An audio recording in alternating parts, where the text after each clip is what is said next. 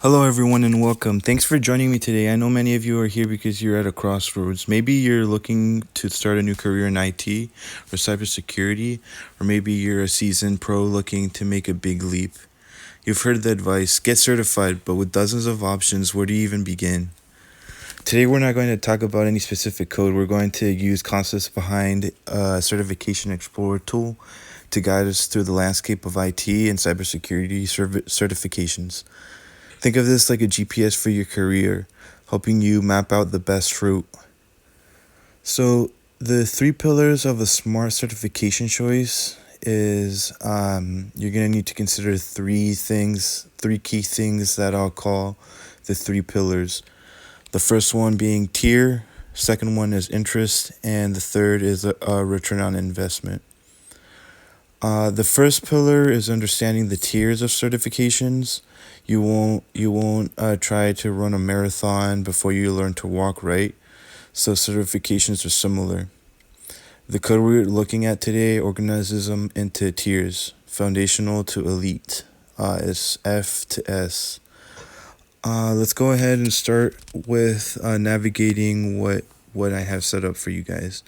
So right now, you can see right here it says find your path. You can search by name in terms of if you want to look at anything specific, any specific certifications, you could just type it here. Uh, so you could look at the ranking here by using the little optional thing, the difficulty from very low, low, low, medium, medium, medium to high, high, and then very high, and then elite. So if you don't know this by now, the F tiers are mainly for beginners, for entry level people, and then the S tier are exams that are meant for seasoned professionals that have a lot of experience under the belt. Let's go ahead and scroll down a bit. What I have for you as of right now is 50 certifications that are displayed, and the average salary is around $111,800.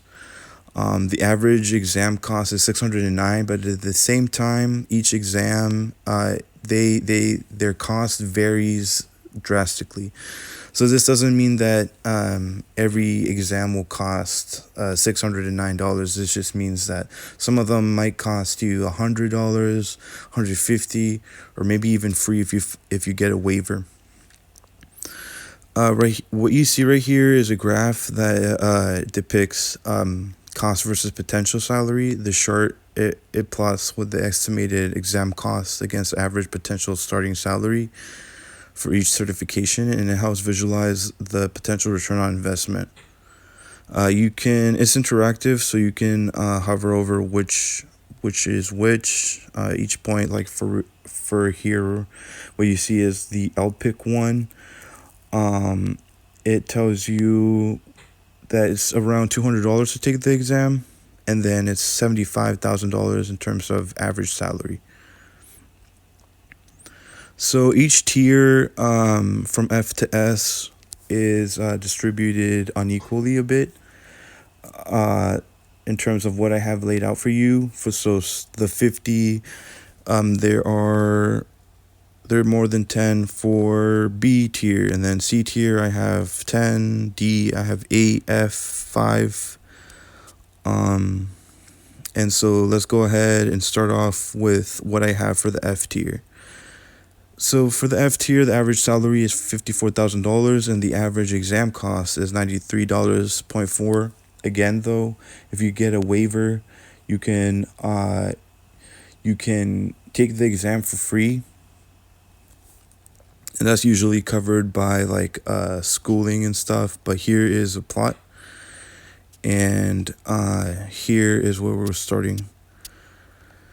So the CompTIA IT Fundamentals Plus, the ITF. This is basically your beginner's course on what IT is for non-technical professionals and people that are still exploring IT as a career choice. Then we have Google IT Support Professional Certification. This one covers more troubleshooting, customer service, networking, operating systems, sysadmin, and is this a pretty good role for or certification for a role of a help desk? Next, we have a Microsoft 365 Fundamentals certification. This is more so for the Microsoft framework. So that means that when a help desk, for example, takes this exam, they want to cater for packages that are Microsoft centered. And if you see right here, it tells you also the difficulty, the average salary, and then the cost of the exam. Right here we have Microsoft Azure. So Azure is it's a newer technology relative to what Microsoft has put out over the years. So that's why they have this one. This one also. I guess this one is kind of for more geared towards cloud engineers. This is kind of getting your foot in the door. Then we have the AWS Certified Cloud Practitioners. I know you guys probably heard about this one. This is, again, another entry level, but it might be more rigorous than this here Microsoft one. Let's move on to Tier D. So the average salary is around $72,000. And now you can see that you've stepped up a good amount, like almost $20,000, because these exams they're on average harder. So the average exam cost is going to run you around $264. Again, the plot, and let's start from the bottom. So the ISC squared certification in cybersecurity is entry level again. It's for security principles, risk management, and security operations. The CompTIA A plus, you guys have probably heard of this one too. Very notorious. It's the industry standard for IT support, covering hardware, networking, operating systems, mobile devices, and security.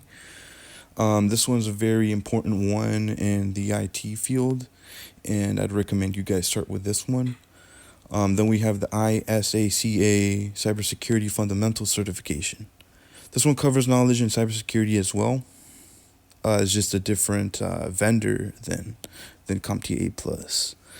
Next, we have the CompTIA Network Plus. This one is different than the A plus because this one revolves more on networking concepts like routing and switching, infrastructure, network operations, security, and troubleshooting. Next, we have the Outpick. This one revolves around Linux, the terminal. You want to upskill and make your skills in Linux better. This is the one to go with. Then we have the CompTIA Security Plus. This one differs from the A plus and the Network Plus because this one revolves around cybersecurity. Then we have the CEH. This is one that I was pretty interested in, but the exam cost, it just seems like a bit much. Next, we have the ISC Squared System Security Certified Practitioner.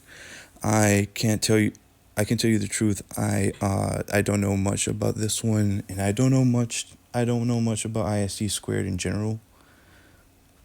So let's move on to Tier C. The average salary is around $100K. Then the average exam cost is around $400.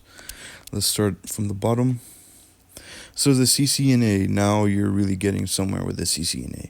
This one is very well respected, and this one is probably one of the best certifications to get, to study for, to pick from in terms of what you know, your knowledge, your pool of knowledge. This is really one that I would definitely start with. This one you learn about networks, routing and switching, different protocols, connectivity, quality of service.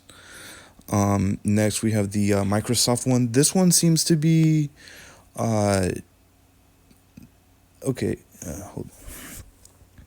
This one seems to be a little bit newer than the CCNA, but I'm pretty sure if it's Microsoft, it's probably pretty good. Uh, then we have CompTIA, the CYSA Plus. I've heard this one was very good too. This one is ideal for security operations center analysts. Next, we have the pen tester. This one is really cool, probably, because you get to test what vulnerabilities each website has. Then you get to plan, you get to scope and perform attacks and report them. We then have the GIAC Security Essentials.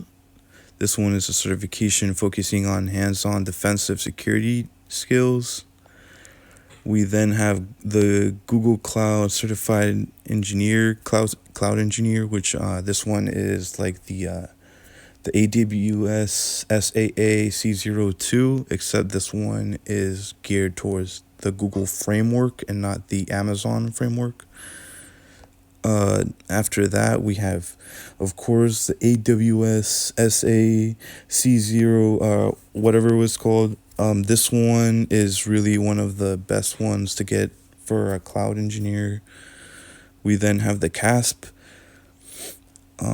You know what? Now that I think of it, I think CASP is like a protocol that I learned in the CCNA, but I can't quite remember what it was.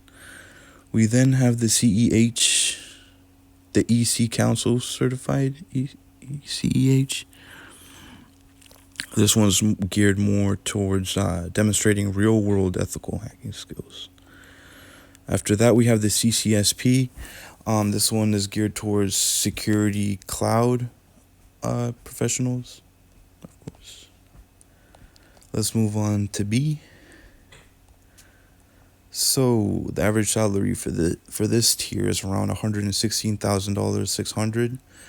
The average salary is around $660.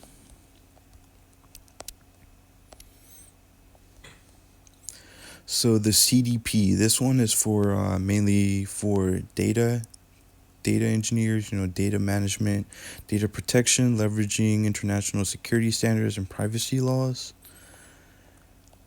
Then the CIPP, this one seems to be focused on privacy laws and regulations in specific jurisdictions. Then we have the CCNP. Now this one is above the CCNA in terms of what you know. Now that you know all the fundamentals, you get to become more advanced in terms of networking and routing and switching, enterprise routing, wireless solutions, etc. After that is the CIPM. I've never heard of the IAPP. It focuses on managing a privacy program within an organization. Then after that, we have the ISACA. This one's the Systems Auditor certification. After that, we have a GIAC Certified Incident Handler. This one focuses on incident response and handling, including understanding attack techniques, tools, and defending against common attacks. After that, we have the Azure Security Engineer, basically similar to the Google Cloud and Amazon Cloud security certifications. Now, instead of just designing the cloud infrastructure, you have to look for vulnerabilities and what could go wrong. And in order to do that, you have to have the fundamentals for that, to try and pick what could be a misstep and try to avoid them in the future. After that, we have the ISACA, the